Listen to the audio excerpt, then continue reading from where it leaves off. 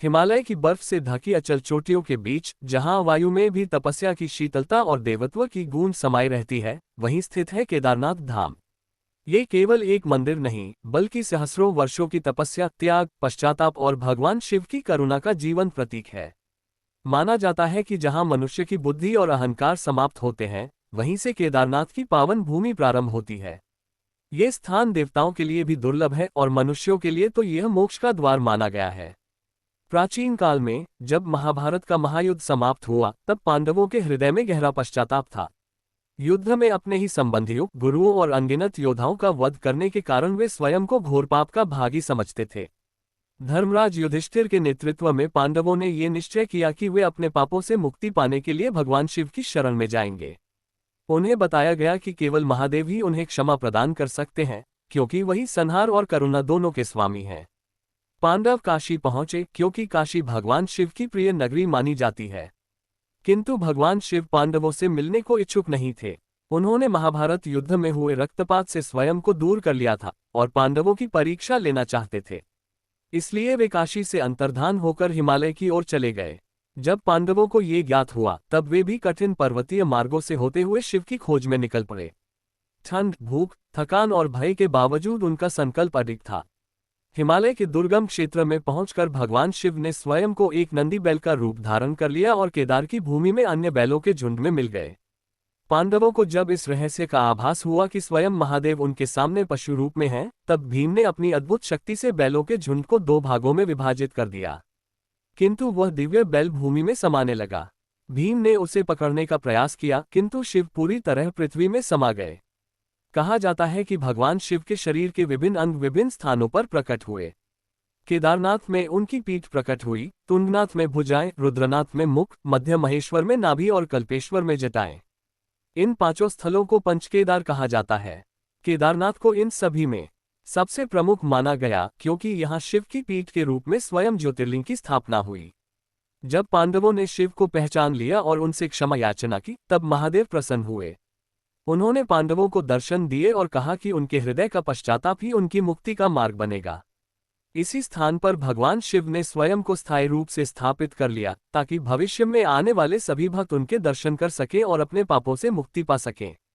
यही वह क्षण था जब केदारनाथ की भूमि को अमरता प्राप्त हुई।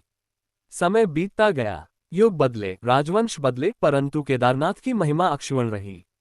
कहा जाता है कि द्वापर युग के बाद इस स्थान का महत्व कुछ समय के लिए मानव समाज से ओझल हो गया था। हिमालय की बर्फ और प्रकृति ने इस धाम को अपने आंचल में छिपा लिया। सदियों बाद 8वीं शताब्दी में महान आदि शंकराचार्य ने इस पावन स्थल को पुनः खोजा। उन्होंने न केवल मंदिर का पुनर्निर्माण कराया, बल्कि संपूर्ण भारत को शिवभक्ति और अद्वैत वेदांत का मार्ग भी दिखाया। आदि शंकराचार्य ने केदारनाथ में अंतिम साधना की और यहीं उन्होंने समाधि ली। आज भी मंदिर के पीछे उनकी समाधि स्थित है, जो ये प्रमाण देती है कि यह स्थान केवल भक्तों का नहीं, बल्कि महापुरुषों की तपस्या का भी केंद्र रहा है। ऐसा कहा जाता है कि शंकराचार्य ने ही वर्तमान पत्थर के भव्य मंदिर की संरचना करवाई, जो आज भी हिमालय की भीषण प्राकृतिक आपदाओं के बावजूद अडिग खड़ी है। केदारनाथ मंदिर की स्थापत्य कला अपने आप में एक चमत्कार है। भारी भरकम पत्थरों से बना यह मंदिर बिना किसी आधुनिक सीमेंट या लोहे के सहारे खड़ा है। इसके गर्भगृह में स्थित शिवलिंग स्वयंभू माना जाता है, जो अन्य ज्योतिर्लिंगों से भिन्न है। ये शिवलिंग कुछ उठा हुआ और पीठ के आकार का प्रतीत होता है, जो शिव के उस रूप की याद दिलाता है जिसमें वे पृथ्वी में समाये थे। मान्यता है कि केदारनाथ केवल एक भौगोलिक स्थान नहीं, बल्कि आध्यात्मिक ऊर्जा का केंद्र है। यहाँ की वायु, जल और पर्वत तक शिव में है। भक्तों का विश्वास है कि जो व्यक्ति सच्चे मन से केदारनाथ के दर्शन करता है, उसके जन्म जन्मांतर के कर्म नष्ट हो जाते हैं। यही कारण है कि हर वर्ष लाखों श्रद्धालु कठिन यात्रा के बावजूद यहाँ पहुँचते हैं। केदारनाथ यात्रा स्वयं एक तपस्या है। ऊंचाई, ठंड, ऑक्सीजन की कमी और कठिन मार्ग भक्त की आस्था की परीक्षा लेते हैं। किंतु जैसे जैसे यात्री आगे बढ़ता है, उसके भीतर की सांसारिक इच्छाएं क्षीण होती जाती हैं और केवल शिव का स्मरण शेष रह जाता है। ऐसा कहा जाता है कि केदारनाथ वही पहुंच सकता है जिसे स्वयं भगवान शिव बुलाते हैं। पुराणों में वर्णित है कि केदारनाथ वह स्थान है जहां भगवान शिव ने नर और नारायण ऋषियों की तपस्या से प्रसन्न होकर उन्हें दर्शन दिए थे। बदरिकाश्रम के समीप स्थित यह क्षेत्र सदा से ऋषि मुनियों की साधना भूमि रहा है।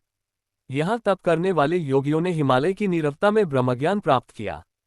समय के साथ केदारनाथ ने अनेक प्राकृतिक आपदाएं देखीं, किंतु हर बार यह सिद्ध हुआ कि महादेव की कृपा से यह धाम सुरक्षित है।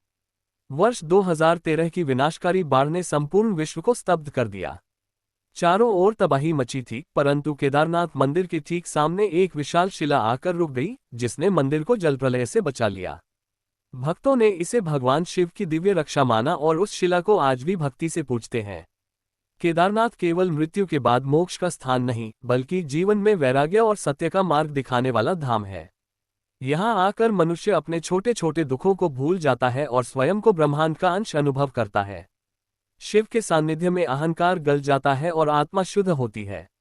शास्त्रों में कहा गया है कि जो व्यक्ति केदारनाथ में शिव का नाम लेते हुए प्राण त्यागता है, उसे पुनर्जन्म नहीं मिलता। यही कारण है कि वृद्ध, युवा, स्त्री, पुरुष सभी अपनी सामर्थ्य के अनुसार इस यात्रा का संकल्प लेते हैं। उनके लिए ये केवल एक यात्रा नहीं, बल्कि आत्मा की पुकार होती है। आज भी जब प्रातःकाल मंदिर के कपाट खुलते हैं और मंत्रोच्चार के साथ आरती होती है, तब ऐसा प्रतीत होता है मानो स्वयं कैलाश से शिव उतरकर अपने भक्तों को दर्शन दे रहे हों। बर्फीली हवाओं के बीच जलती दीपक की लौ मानो ये संदेश देती है कि भक्ति की अग्नि कभी बुझती नहीं। केदारनाथ की कथा हमें ये सिखाती है कि ईश्वर तक पहुंचने का मार्ग आसान नहीं होता। उसमें परीक्षा, त्याग और धैर्य की आवश्यकता होती है। पांडवों की तरह जब मनुष्य अपने कर्मों का बोझ स्वीकार करता है और सच्चे मन से क्षमा मांगता है, तभी शिव प्रकट होते हैं। यही केदारनाथ की शाश्वत शिक्षा है। अंततः केदारनाथ धाम हमें ये स्मरण कराता है कि शिव केवल मंदिर में नहीं, बल्कि प्रत्येक हृदय में विराजमान है। जब मनुष्य का अंतर्मन पवित्र होता है, तभी वह सच्चे अर्थों में केदारनाथ पहुंचता है। हिमालय की उस पावन भूमि पर खड़ा हर पत्थर, हर श्वास और हर मौन केवल एक ही मंत्र गूंजता है, हर हर महादेव। अगर आपको यह वीडियो अच्छा लगा हो तो लाइक और सब्सक्राइब करें और अपने दोस्तों को शेयर करते हुए एक अच्छा सा कमेंट भी अवश्य करें। धन्यवाद।